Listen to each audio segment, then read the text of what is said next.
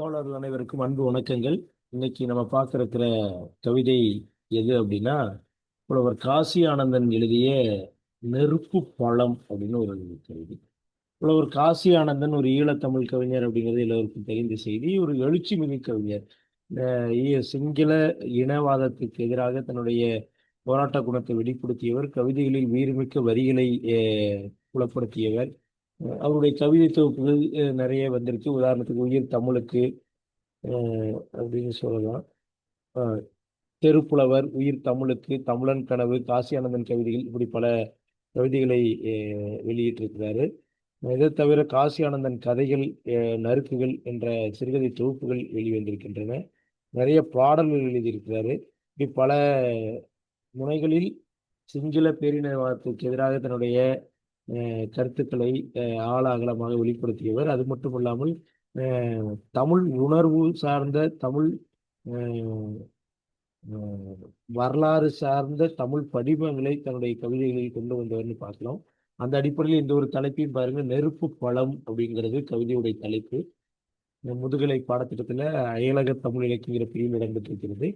இப்போ நெருப்பு பழம் அப்படிங்கும்போது அது ஒரு படிமச் சொல். அது என்னன்னா, நமக்குள்ள ஒரு சித்திரத்தை அது உருவாக்குது. படிமம் அப்படின்னா என்ன அப்படின்னா, ஒரு எழுத்து ஒலி உருவாக்கக்கூடிய ஒரு மனச்சித்திரத்தை நம்ம படிமம் சொல்றோம். மனதில் படி வைக்கக்கூடிய ஒரு படிந்து போகிற ஒரு சித்திரம் அப்படின்னு நம்ம சொல்லலாம். அப்படி பார்க்கும் பொழுது நெருப்பு பழம் அப்படின்னு நிஜத்துல இருக்கானா, நெருப்பு பழம் கிடையாது. பட் நெருப்பு பழங்கிறது என்னத்தை இங்க குறிக்குதுன்னா, ஒரு விடுதலை உணர்வு, ஒரு விடுதலை எழுச்சி உணர்வை குறிக்கக்கூடிய ஒரு சொல்லாட்சியாக அந்த நெருப்பு பழம் அப்படிங்கிற படிவம் வருது. இந்த நெருப்பு பழம் அப்படி நெஞ்சில படிகிறது அப்படின்னு அந்த கவிதை தொடங்குது. அது எந்தெந்த சூழ்நிலையில அந்த நெருப்பு பழம் நெஞ்சில் படுகிறது அப்படிங்கிறத நம்ம பார்க்க போறோம். நம்ம இதுலயே நம்முடைய கவிதைகள் இடம்பெற்றிருக்கு. உங்களுக்கு பார்க்கும்போது கவிதை தெரியும். நெருப்பு பழம் காசி ஆனந்தன் அப்படிங்கிற தலைப்புல கீழே வருது. நெருப்பு பழம் ஒன்று நெஞ்சில் கனிகிறது.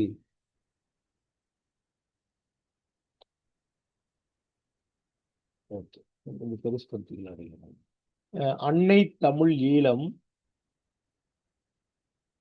ஒரு நிமிஷம். இது முழுமைக்கு ஒரு நெருப்பு பழம் ஒன்று நெஞ்சில் கனிகிறது. அப்ப பார்க்கிறீங்க அப்படின்னா, நெருப்பு பழம் அப்படிங்கிறது ஒரு விடுதலை உணர்வு எழுச்சி நெஞ்சில் உருப்பெறுகிறது. அப்ப எப்ப அந்த சூழ்நிலையை சொல்றாரு. அன்னை தமிழ் ஈழம் என்றன் உயிர் தாயகம் தன்னை ஏன் தொட்டான் தமிழா எழுக என மின்னை இடியை புயலை தமிழ் செய்தேன் என்னை கொடுங்கவிஞன் என்றார் நிறையிட்டார் நெருப்பு பழம் ஒன்று நெஞ்சில் கனிகிறது. நெருப்புலம் எப்ப கிடைக்கிறதா?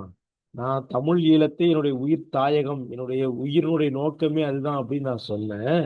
அதற்கு ஏற்ப நான் தமிழா எழுக, மின்னலை இடியை போன்று நான் தமிழால் வீர உணர்ச்சி மிக்க கவிதை வரிகளை எழுதினேன். எழுதின உடனே என்னை கொடுங்கவிஞன்னு சொல்லிட்டாங்க. உடனே எனக்கு நெஞ்சில் நெருப்பு புலம் ஒன்று நெஞ்சில் திணிக்கிறது. என்ன அவன் கொடுங்கவின்னு சொல்றதுக்கு அவன் யாரு? நான் என் தமிழ் மீது என் தமிழ் உரிமையை நான் கவிதையா எழுதுறேன். அவன் என்னை கொடுங்கவின்னு சொல்றான். அப்படிங்கும்போது நெருப்பு பழம் நெஞ்சில் ஒன்று கணிகிறது அப்படின்னா, இங்கிறது நெருப்பு புலங்கிறது அவனுடைய ஆதிக்க உணர்வுக்கு எதிரான ஒரு விடுதலை உணர்வு முழக்கம் அல்லது விடுதலை உணர்வு எழுச்சி ஒன்று நெஞ்சில கணிகிறது. அதான் நெருப்பு பழங்கிற சொல் குறிக்கிற விளக்கம் அப்படின்னு நம்ம தெரிஞ்சுக்க முடியும். இப்போ எந்த சூழ்நிலையில நான் என் தமிழை காப்பதற்காக தமிழ் மொழியால் விடுதலை முழக்கம் சார்ந்த ஒரு கவிதையை எழுதுறேன். மின்னலை இடியை போன்ற, மின்னல் இடின்னு எனது இயற்கை, இயற்கையில் இருக்கிற ஆகப்பெரிய ஆற்றல் மின்னல் இடி. இப்போ ஆகப்பெரிய ஆற்றலை கொண்டு நான் தமிழால் அதை செய்யறேன். தமிழ்ல ஒரு ஆற்றலை உருவாக்குறேன். தமிழ் மொழியில தமிழ் எழுத்துல அந்த ஆற்றலை உருவாக்குறேன். என்னை கொடுங்க அவன் வரையறுக்கிறான். அதனால நெருப்பு புலம் ஒன்று நெஞ்சில் பண்ணுகிறது. அப்ப என் உரிமைக்கு எதிராக நான் போராடும் போது நீ தடுக்கிறீன்னா அது என்னுடைய விடுதலை உணர்வை தூண்டுகிறது அப்படின்னு சொல்லி அந்த கவிதை தொடங்குது. இப்போ முதல் ஸ்டான்ஸா சொல்லக்கூடியது என்னன்னா, ஆதிக்கத்திற்கு எதிராக ஒரு நெருப்பு பழம் நெஞ்சில் கணிகிறதுன்னு பார்க்கிறோம். ரெண்டாவது பழமா,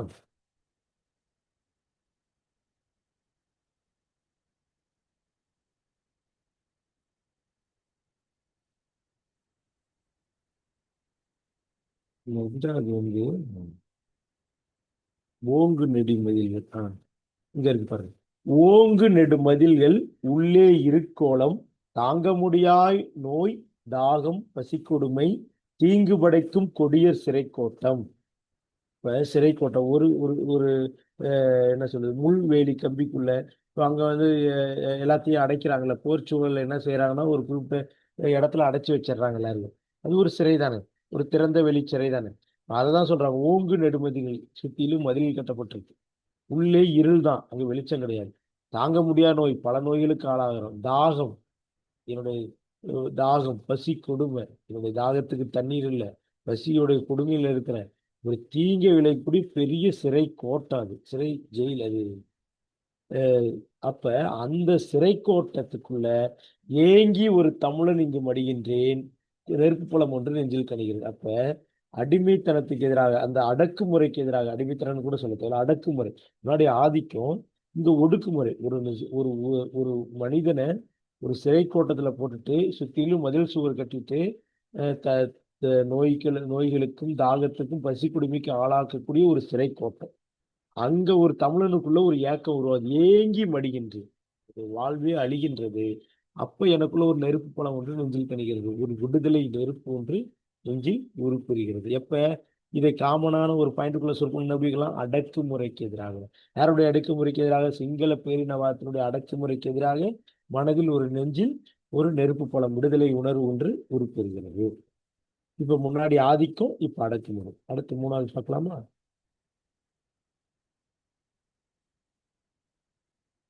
என்னே இவ்வையம், என்ன இந்த உலகம், போல் ஒரு மனிதன் மண்ணால இங்கே வளைந்து யான் அம்மனிதன் சொன்னடி கைகள் கட்டி தொழும்பியேற்றம். தொழும்பியேற்றா அடிமைத்தனம் மற்றும் பொன்னை பயலானேன், ஒரு மொன்ன பயலா மாறிட்டேன் அப்படிங்கிறான்.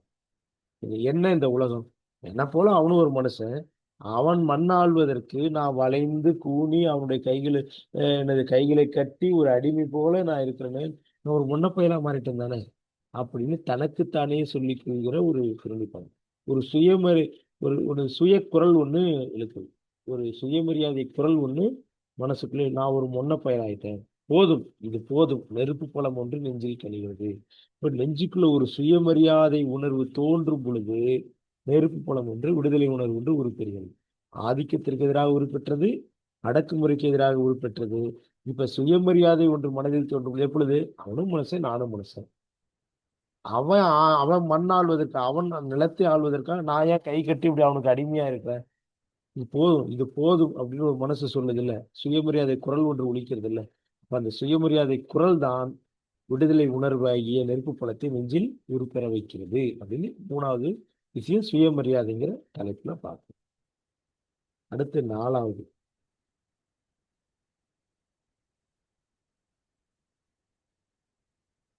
வானில் கிளி பறக்கும் வண்ண கொடிமுல்லை தான் நினைந்த பக்கம் தழுவி படர்ந்திருக்கும். வானத்துல கிளி பறக்குது, யாருக்கிட்டயாவது கேக்குதா? இது பாட்டுக்கு பறந்து போகுது, யாரும் தடை சொல்றாங்களா? இல்ல. வண்ண கொடிமுல்லை, நிலத்துல கொடிமுல்லை என்ன பண்ணுது, தான் நினைந்த பக்கம் படர்ந்து போகுது, யாராவது தடுக்கிறாங்களா? இல்ல. மாநிலத்தை, அத்தகைய ஒரு மாநிலத்துல யான் யான் அட மதில் நடுவில் ஏன் இப்படி இருந்தேன், நான் இந்த மதில் சுவருக்குள்ள யான் அடைக்கப்பட்டு ஒடுக்கப்பட்டு கிடக்கிறேன்.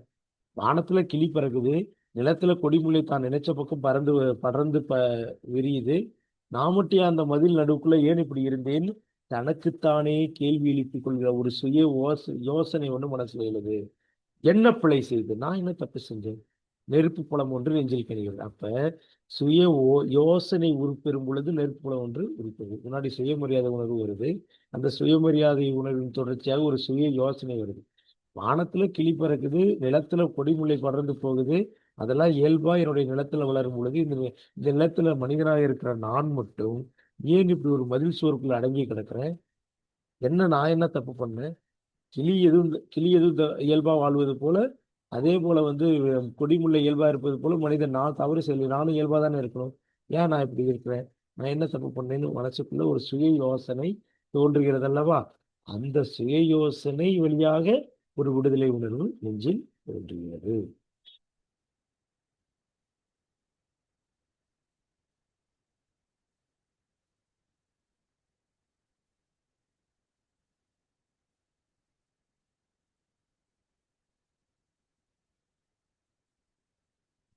அடுத்து, பட்டு நிலா வான் மிசை எழ, பட்டு நிலா வந்து வானத்துல ஒரு நிலா எழுந்து வருகிறது.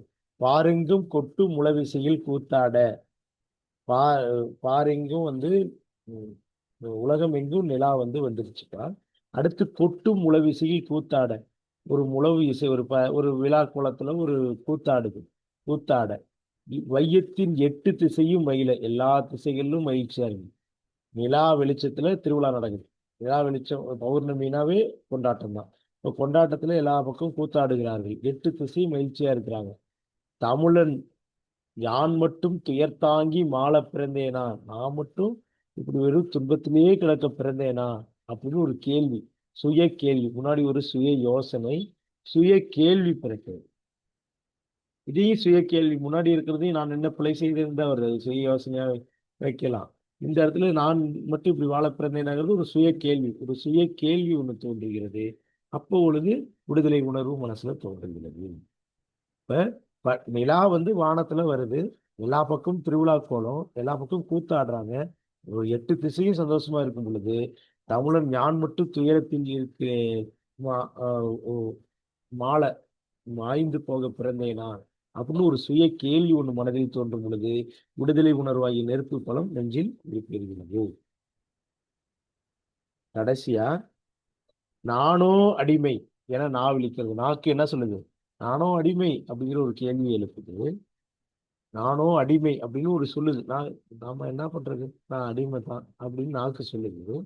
ஊனோடு இருக்கும் உடலம் கொதிக்கிறது. ஆனா குனிஞ்சுதான் உடல் இருக்குது. ஆனா ஒரு கொதிப்பு ஒண்ணு இருக்கிறது. தேனோ மரணம் என நெஞ்சு ஒலிக்கிறது. அஹ் மனசு என்ன சொல்லுது? மரணமே தேன் போன்றது அப்படின்னு அது மனசு சொல்லுது. ஏனோ விழியில் ரத்தம் பனிக்கிறது. நெருப்பு பழம் ஒன்று நெஞ்சில் கடுகிறது. அப்ப என்ன சொல்றாங்க அப்படின்னா, மரணமே நெஞ்சில மரணமே தேன் போன்றதுன்னு ஒரு சொல் மனசுக்குள்ள தோணுது. விழியில் ரத்தம் பனிக்கிறது. நெருப்பு பழம் ஒன்று நெஞ்சில் கடுகிறது. புற வழியில அகப்பயணம் சென்று திரும்ப ஒரு புறப்பயணம் அப்படிங்கிறது அந்த கவிதை இருக்கு. உதாரணத்துக்கு பாருங்க, நாக்கு நானோ அடிமை என்று சொல்லுகிறது.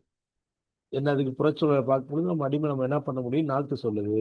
சொல்லு சொல்லும் பொழுதே நானோ அடிமை அப்படின்னு சொல்லும் பொழுதே உடலம் வந்து கூனோடு இருந்தாலும் அந்த உடலும் இல்லை இல்லை அப்படின்னு கொதிக்குது. மனசு என்ன சொல்லுது? மரணமே தேன் போன்றதுதான், துணிந்து வா அப்படின்னு மனசு சொல்லுது. மனசு சொன்ன அடுத்த செகண்ட் ஏனோ விழியில் ரத்தம் பனிக்கிறது. ஏதோ வெளியில வந்து கோபம் ரத்தங்கிறது என்னது? வெறும் கண்ணீர் அல்ல. அவங்களுக்குள்ள கண்ணீர் வந்தா கூட அந்த கண்ணீரே ரத்தமானது. ரத்தம் பணிக்கிறது அப்படின்னா அந்த இடத்துல கண்ணில் ரத்தம் தான் வரும். இங்க ரத்தம் பணிக்கிறது அப்படின்னா எனக்கு கண்கள் சிவக்கிறது. கண்களில் ஒரு கோபம் வெளிப்படுகிறது என்று எடுத்துக்கொள்ளலாம். இப்போ நெருப்பு பழம் ஒன்று நெஞ்சில் போட்டு அப்போ கோபம்.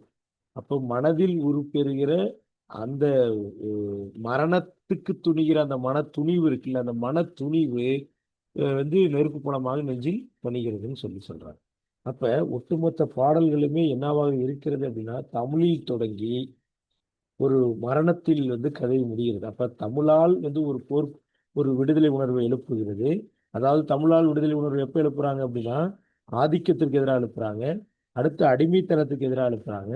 அதுக்கப்புறம் ஒரு சுயமரியாதை குரல் தோன்றும் பொழுது விடுதலை உணர்வு தோன்றுகிறது. சுய யோசனையில விடுதலை உணர்வு தோன்றுகிறது. சுய கேள்வியில் விடுதலை உணர்வு தோன்றுகிறது. ஒரு கோப உணர்வில் விடுதலை உணர்வு தோன்றுகிறது. இங்கு நான் விடுதலை உணர்வு என்று கூறுவது நான் காசி ஆனந்தன் நெருப்பு பழம் என்ற ஒரு படிமச் சொல்லால் அதை குறிக்கிறார். இங்கதான் கவிதையா மாறுது. அது படிமச் சொல் தான் அதுக்கு இதை ஒரு ஒரு ஒரு கவிதையாக இது மாற்றமுடைய காரணமாக இருக்கிறது. நெருப்பு பழமாகிய விடுதலை உணர்வு எழுச்சி எந்தெந்த சூழ்நிலையில் உருப்பெறுகிறது என்றால், மீண்டும் ஒரு முறை சொல்கிறேன், ஆதிக்கத்திற்கு எதிராக, ஒடுக்குமுறைக்கு எதிராக சுயமரியாதை எண்ணம் தோன்றும் பொழுது, சுய யோசனை தோன்றும் பொழுது, சுய கேள்வி தோன்றும் பொழுது, சுய கோபம் உருப்பெறும் பொழுதெல்லாம் இந்த நெருப்பு புலம் உருப்பெறுகிறது. அப்ப நாம வந்து என்ன செய்யணும்? இப்ப நாம வந்து நாம் நமக்குள்ளான வினையை நடத்தும் பொழுது இப்ப இது சாத்தியம். அப்ப இந்த கவிதை படிக்கிற வாசகனுக்குள் இது போன்ற ஒரு கனப்பரிமாணத்தை நிகழ்த்தும் பொழுது நமக்குள்ளும் ஒரு நெருப்பு பலம் இருக்கிறது. அந்த நெருப்பு பலம் அது தமிழின வரலாற்றோடு தொடர்பு கொண்டது என்று சொல்லி முடிக்கின்றேன். நாம் அடுத்தடுத்த காணொளியில் அல்லது அடுத்தடுத்த கவிதையில் நாம் அடுத்ததாக சந்திப்போம். இப்பொழுது விடைபெறுகிறேன். நன்றி.